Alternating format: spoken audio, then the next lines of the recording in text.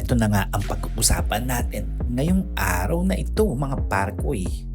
Christian Standhardinger, approve nga ba na makuha ng TNT katropa?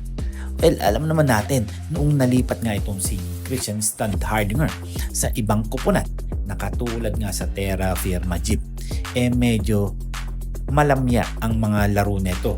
Hindi tulad nung naglalaro pa ito sa Barangay Ginebra. Well, sobrang upset nga itong si Christian Standhardinger, di ba mga parkoy? At sino man ang hindi magiging upset dyan dahil nga na-trade ka na at inayawan ka na ng sariling team mo. Well, talagang malakas tong si Christian Standhardinger, kaya lang no choice tayo mga parkoy. Ayon nga sa mga balita, pwede daw ipalit itong si Mikey Williams. Well, sakit nga sa ulo ito pero hindi rin natin alam. Baka pwedeng malipat itong si Mikey Williams sa Terra Firma Jeep at mapunta rin sa ibang kupunan. Pero once na nakuha nga nila itong si Mikey Williams, jackpot nga sila.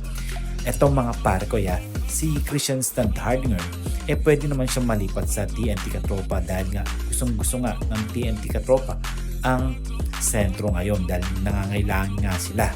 Pero bali-balita pa lang yan, hindi pa sure yan.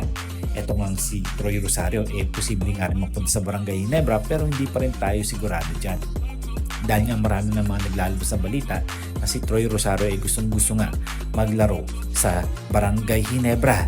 At syempre, kung ako ang tatanungin, gusto ko rin naman mapunta si Christian Standhardinger sa TNT Katropa at si Mikey Williams mapunta sa Terra Firma Jeep at mapunta sa ibang kupunan. Well, alam nyo na, question mark yan.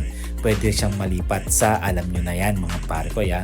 Well, marami pa tayong hihintay ng mga trade rumor na posibleng mangyari ngayong season na to dahil alam naman natin na nagpalit na ang PBA ng mga rules, di ba?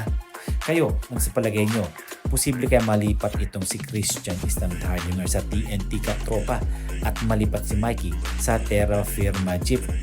Well, marami nang nagsasabi na bagay nga si Christian Standhardinger sa TNT Katropa. At alam naman natin na talagang siguro gugustuhin din ng Katropa etong si Christian Standhardinger. Well, depende na lang yan sa kanilang mga agent. Well, hanggang dito na lang tayo at abang-abang lang tayo kung ano ang tunay na mangyayari ngayong season na to or for the next season kung may mga trade rumor na mangyayari sa between Barangay Ginebra, TNT Katropa at Terra Firma Jeep. Tandaan nyo, rumor lang to mga pare ko, hindi pa tayo nagbibitiw ng salita kung ano nga ba ang mangyayari sa mga player na to. Marami pa mangyayari dyan. Siguro hanggang dito na lang tayo at huwag natin kakalimutan na mag-subscribe, mag-comment, like, and share. Please click the bell para ma-receive ninyo lahat ang aking notifications.